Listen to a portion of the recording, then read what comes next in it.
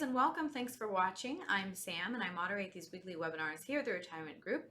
In just a minute, we'll be joined by Michael Corgiat, who is one of our senior advisors here, and he is going to be giving his insights on severance packages and layoffs from 3M.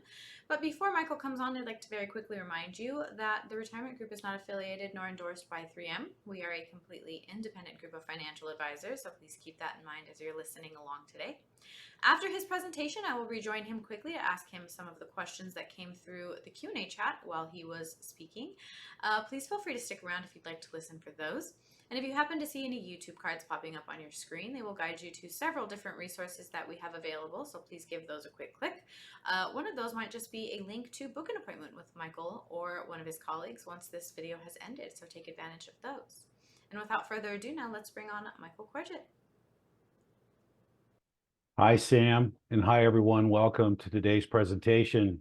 You know, this subject is not a pleasant one to consider, but unfortunately, in the corporate world that we all live in today, for many of you, this can wind up being a necessary evil. So today we're going to talk about what we believe to be some of the most important considerations when considering a severance package, your health care, making sure that your finances are in order, and so on. So let's go ahead and dive right into our presentation. First, we want to make sure that you understand your rights and your options. A simple overview of severance packages, unemployment benefits, and what's probably very important to all of you is healthcare coverage. Is it a part of your severance package or not? Very, very important. Obviously, the key considerations, there are pros and cons to a severance package. Obviously, the bad thing is you're losing your job. The good thing is that the company is willing to give you a severance payment. Could be 3, 6, 9, 12 months. You know, it all depends on the company that you work for, but at least it is something. And you do have to sign a severance agreement. In many cases, you are foregoing a lot of your legal rights if you do sign off on the severance. Any recourse that you might have towards your former employer if you feel like you've been wrongly terminated. The pros are, again, severance pay, good chance that your company is going to continue to cover your health care during that severance period at the premium that you've been paying while you were employed. We'll talk more about other options after that time frame. Again, the cons, you do lose you're losing your job, but you do lose your recourse options. So you do have to weigh the two of those things. One of the cons that I just mentioned, if you really believe that you may be wronged for whatever reason, you may want to consult with an attorney. It's good to know an attorney for a lot of reasons, and many times the severance offer is you're only given a very short period of time, typically. In many cases, 1 or 2 weeks to make the decision as to whether to take it or not. So you may want to consult with an attorney about your legal rights, and then how and when do you apply for unemployment benefits? In most states, in most cases, you are eligible for unemployment benefits, even with a severance package. I have done this in, I can't tell you how many states. I've learned about unemployment benefits in states all over the country, all right? Many states, it's all different. What the weekly benefit is, how long those weekly benefits options, you can collect them. But the key is to know where to go, your unemployment agency there locally in your town, and you should apply quickly.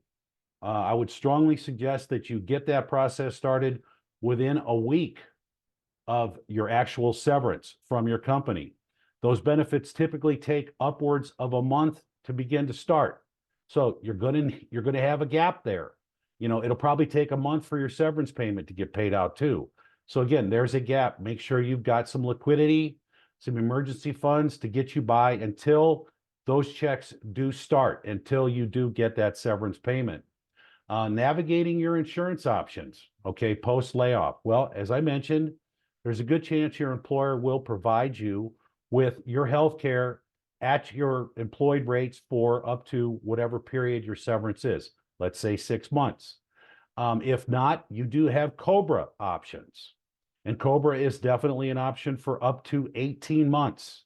You do have to pay 100% of the total group cost for yourself and your family at the employer level. Simply, husband, wife, couple of children, there's a good chance that monthly cost could be $1,500 to $2,500 a month. Very expensive, okay? But it is an option, and healthcare is important to all of us. We'll talk a little bit more about healthcare here in a minute. Being prepared financially. Are you prepared?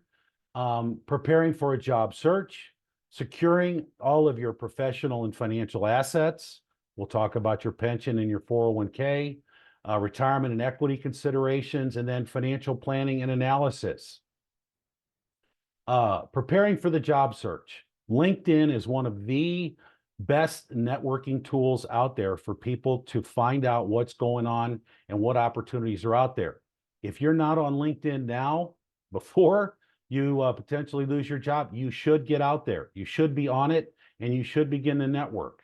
I have probably close to 5,000 followers on LinkedIn, and I can't tell you, probably 5 or 10,000, I call them friends, networking colleagues on LinkedIn. It is an awesome tool to find opportunities out there. It's not what you know, it's who you know in many cases. And having your resume on your LinkedIn profile, as well as considering some of the other alternatives. I'm going to mention Indeed, which is one of those resume services where people can go out who are looking to hire individuals. They could go out and do searches themselves based on your resume and what's in your resume. It may trigger for them, and they'll see it. And you may get a phone call or an email. Hey, we'd like to talk to you about a new job opportunity. There are a lot of other job search options out there. Your unemployment office is a great source as well. And your employer may offer you a job training package, as well as resume writing and assistance to help you during the severance period, to help you get your situation, your resume, your interviewing skills all in order. So when you do start the job search, you are prepared for it. So very, very important. As far as securing your professional and financial assets, many of us have a lot of our own personal information on our work computer. And you're going to want to make sure you secure all that data, whether it's a hard drive or a thumb drive, before you have to turn that computer back in. And as far as your finances, you want to make sure you got your financial and your healthcare accounts in order. You could be without work for some time. It may go beyond the severance period. I'm not saying it's going to be easy to find a job. In many cases, it's not. I do know they're out there. They keep telling us that there are more jobs out there than there are people to take them. And I do know all those jobs aren't just at Walmart and Amazon. I like saying that, but I know there's a lot of jobs out there. It's just a matter of whether you have the skills and the skill set to fill the job opportunities that are out there. What do you do with your 401k and your pension? Well, if you are pension eligible with your company, you may want to consider your pension options, and we'd love the opportunity to talk to you about that. If you're not pension eligible, well, then that isn't a concern. But for most of us, we do have 401k balances. What do you do with your 401k? Should I leave it? Should I take it? You know, there are a lot more opportunities and investment options available to you if you take your 401k and roll it over into an IRA. But if you're over 55 years of age, you're probably better off to consider leaving your 401k there, because there are post-55 options for withdrawals that allow you to take money out of your 401k prior to 59 and a half and not have to pay the penalties.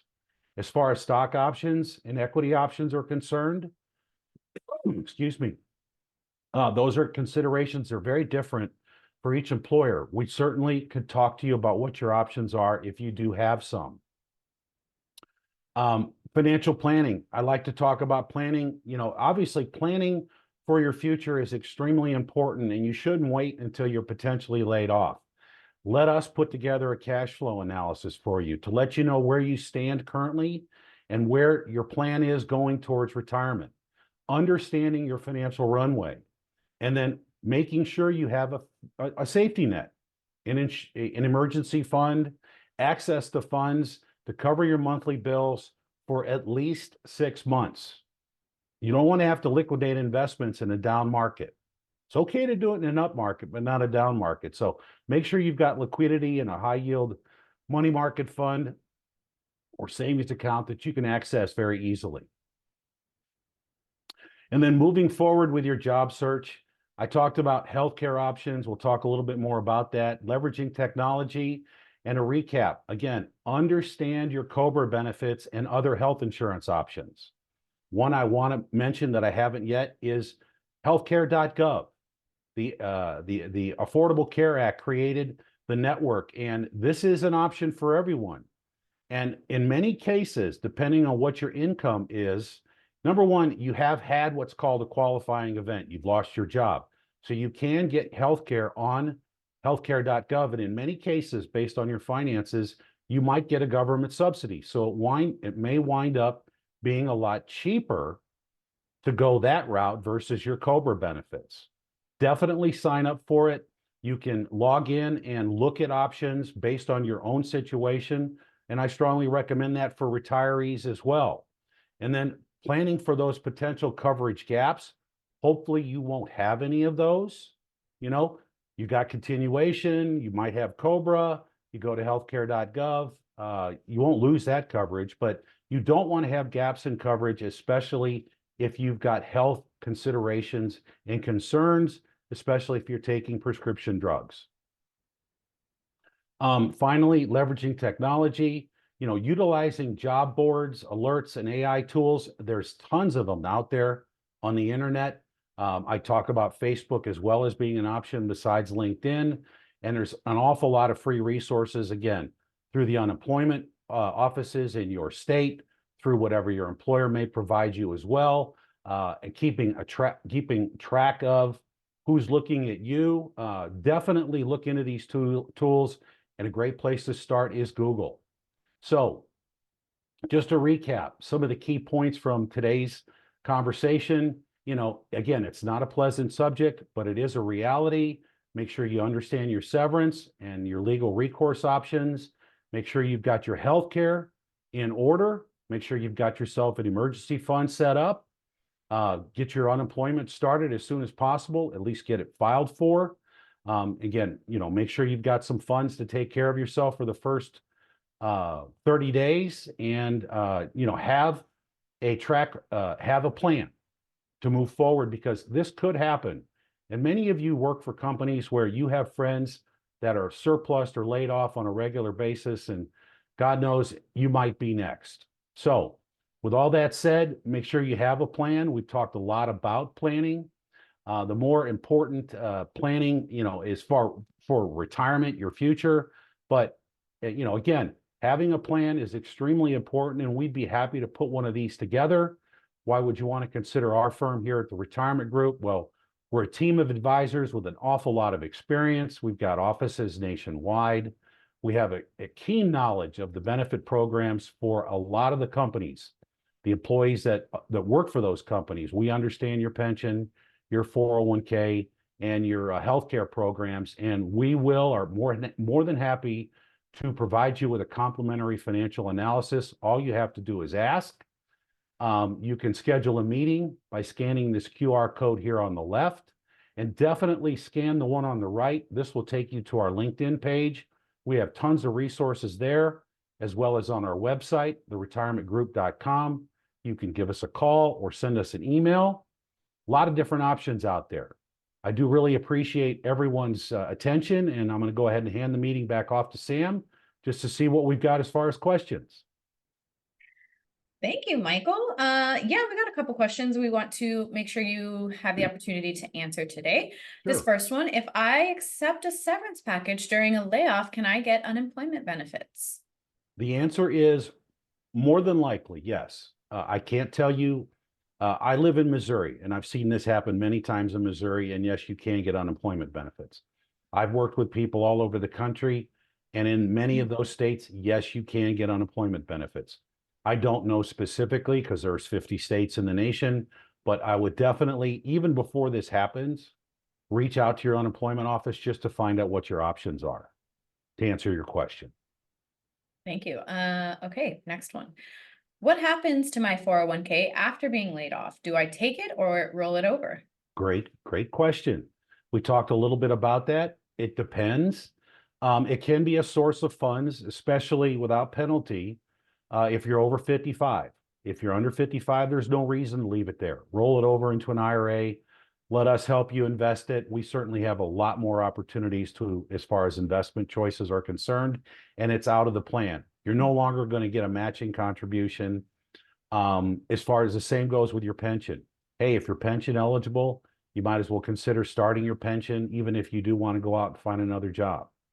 I strongly recommend, again, you might as well take it unless you're 55 years of age or older.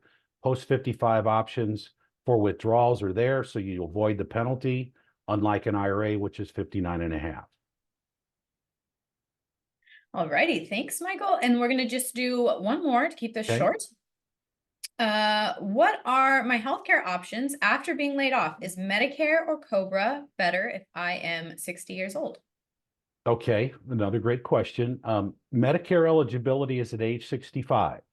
So if you're age 60, you're not eligible for Medicare unless you happen to go on Social Security disability, and then you would be. Okay, so your health care from your employer with Cobra, possibly it's subsidized, then you could switch to Cobra. I did mention healthcare.gov, tremendous option there as well. If your spouse works, maybe you could join their plan. In many cases, that's an option. If your spouse works for another big company that provides healthcare. So you do have several options to consider. Medicare for that person isn't an option, but you do have plenty to take a look at. And I do strongly recommend healthcare.gov as an option because it can be very inexpensive. All righty, Michael, thank you. As a reminder, after this webinar has ended, you're going to be redirected to the Retirement Group's homepage where you can book your appointment to speak directly with Michael about your specific situation. Michael, is there anything else you wanted to say before we go today?